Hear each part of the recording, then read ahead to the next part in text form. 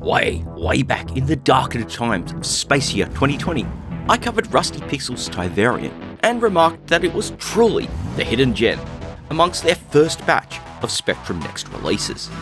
By taking Midway's Solar Fox as inspiration and throwing in those glowing neon vector vibes for a touch of style, it resulted in a frantic slice of arcade fun, which was well worth your time to check out. So I was pleasantly surprised to get an email from Flash himself offering me a chance to take its follow-up for a spin ahead of its release. And once that review build arrived, I couldn't help but be a little apprehensive as to whether the sequel was going to clear that bar left by the first game. Thankfully, it doesn't just clear it, but turns things up to 11, making those crystal thieving antics even more exciting than you might first expect.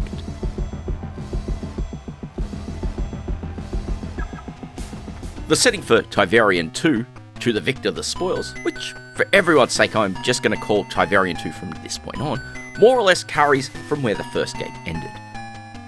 In other words, our intrepid heroine has now set her sights on the crystal arenas of Belphegor, where once again she'll be trying to survive the many traps inside whilst collecting all those sweet crystals. Let's get one thing straight before we carry on. There are a lot of vaults which you'll need to clear. 25 of them in fact, and though things start out relatively sedate, it's not long before the screws start to tighten up and make things an increasingly tough challenge. Like the first game, each arena has 8 levels to clear, which you'll do by collecting all the crystals before the time runs out. This time around, said crystals aren't just lying about to be collected. Some must be activated by collecting others, with more hidden behind capsules or boxes, requiring a little firepower or puzzling to release them so you can grab them. Each arena also offers a unique hook for the levels within, which you'll need to master in order to beat them. Some come from the first game, which I'm honestly more than fine with, as it's a great way to get back into that crystal thieving mindset if it's been some time since you last played it. Or even better, if you happen to be coming to this one fresh with no experience of the first, well, here's your chance to get learning. There's also one major improvement to the levels compared to the first game, and that's the way individual levels can now be larger than a single screen. It sounds like a minor detail, I know, but for me, this really opened up the game to some of the more interesting hooks that some of those arenas offer.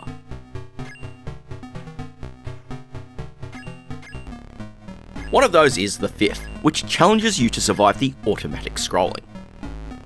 Here the level will scroll it by itself, and alongside the enemies and hazards within, you also need to avoid hitting the edges of the screen, or you'll be killed.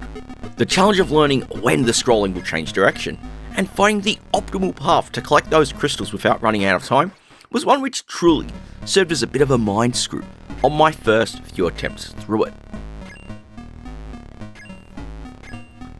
Which is the perfect time to appreciate the quality of life options Tyvarian 2 brings to the table. Once again, as you reach a new arena, it'll be unlocked for you, allowing you to restart a new run from there on subsequent play sessions. But this time, you've also got 3 continues, allowing you to obviously continue without being sent back to the start of said arena. Though you don't earn extra lives through play, you can earn extra continues, helping you take a run, going a little further, giving you that extra chance at completing an arena. It's one of those little touches I absolutely appreciate, as it was quite the boon when working my way through the game, saving me both frustration and a little time whilst working my way through it all. Later arenas introduce tricks like teleporters, which warp you to alternate points in a map, or locks that require you to locate a matching key and bring it over to unlock it. Now, you do get levels where you've got to be careful with the order in which you open those locks, should you leave a key trapped behind a lock that you can't get to. You've also got the joys of outwitting Blotto. Yes, Blotto, who'll pursue you across many a stage in a manner like a certain killer enemy in a certain early 80s arcade game. Not naming any names, right, Evil Otto? There were also a couple of arenas I found to be incredibly tense to work my way through. The first of these plunged the entire level into darkness, with only a small area lit up around your craft for visibility. Navigating through those levels without that full visibility makes planning your route a little like you're flying blind, which just so hits a little harder when you factor that time limit in too. Another one required you to trap enemies inside pits to create a crystal. Thankfully, you don't need to channel any of those Heiunkyo alien skills here, as the pits are already present when the level starts. No, it's all about precise movement and positioning to lead those enemies right into those pits.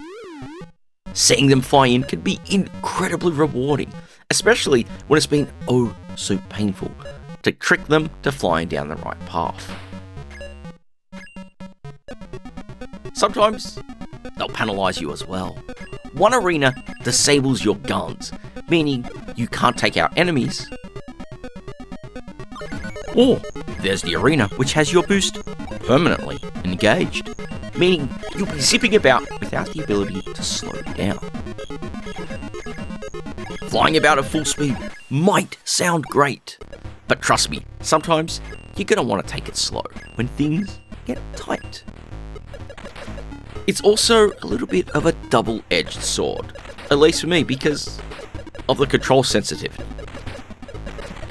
For the most part, I usually use one of Retrobit's Mega Drive controllers with my Next, and I've never really encountered issues playing games on it. But with Tyvarian 2, I found there was more than one occasion where I'd accidentally turn when I not want to, or turn in the wrong direction when I needed to make one. It was a bit of a source of some frustration, but in the end I traded the gamepad for a microswitch joystick. It didn't eliminate this 100% of the time, but it reduced it enough for me to be able to live with it. Interestingly enough, I dived back into the first game in order to grab some footage, and it never really happened there either, so if you're familiar enough with that, it's something you just might want to be aware of and adjust like I had to. There are of course plenty of options that you can dive into to tweak the game. The first of those lets you play with 1 or 2 fire buttons on your joystick. In single button mode, tapping the button will fire and holding it down engages your booster, whilst these are on separate buttons in dual button mode. It's certainly the better way to play, but your mileage might vary on that sensitivity front. Keeping to the options, you can also toggle the glowing grid lines in the background and even what sprite you wish to use for your ship. This is purely a visual choice though, and while you start with a few to choose from, more get unlocked as you're completing arenas in the main game mode. You can also unlock 2 additional game modes through play as well. Tyvarian is the first, and this gives you a single life to tackle on a unique set of stages.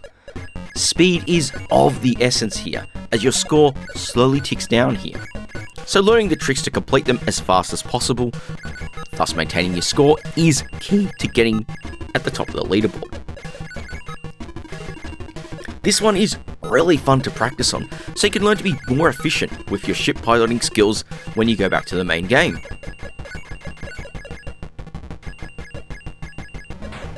The second bonus mode, Scram variant, takes more than a few cues from arcade classic Scramble, being a horizontally scrolling shooter. It's a little off-kilter at first, but I found it worked really well. It's certainly more challenging than you might expect at first glance, so you're really going to want your trigger finger warmed up and at its best before you take it on.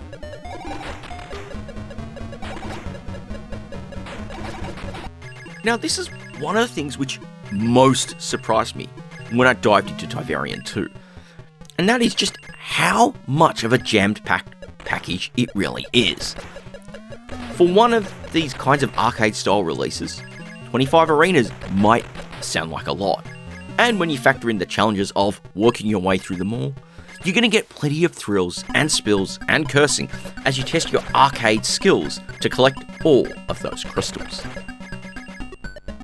But then you come and add those 2 additional modes, with Tyvarian and Scram variant, and you've got a pair of unique twists which you can dive into between your journey through the main game.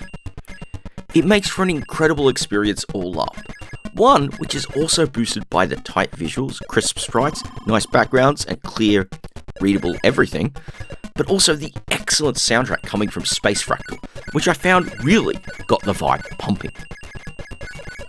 Whether it's those tracks that offer a few throwbacks to arcade jingles while you're negotiating the surprise tribute levels, to those sped up jingles as time gets critical, I found it an absolute joy to experience and would definitely hope that a full copy gets included with the game to listen outside of playing.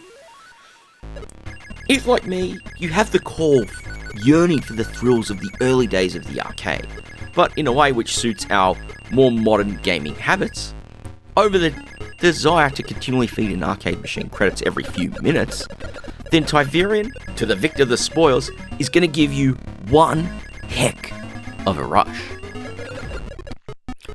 Now, I'm obviously reviewing this early and I was given a digital build to do so, but as should be the case with the recent edition of Head Over Heels, you'll find the digital releases through Rusty Pixels' website, link in the description, and Fusion are going to be handling the physical ones. At least that's my understanding. Again, link for that in the description should you want to check it out. And if you haven't guessed, I really do recommend this one. Now, those general links down there, and more specifically, I'll update them, hopefully, once those are actually available for you to buy.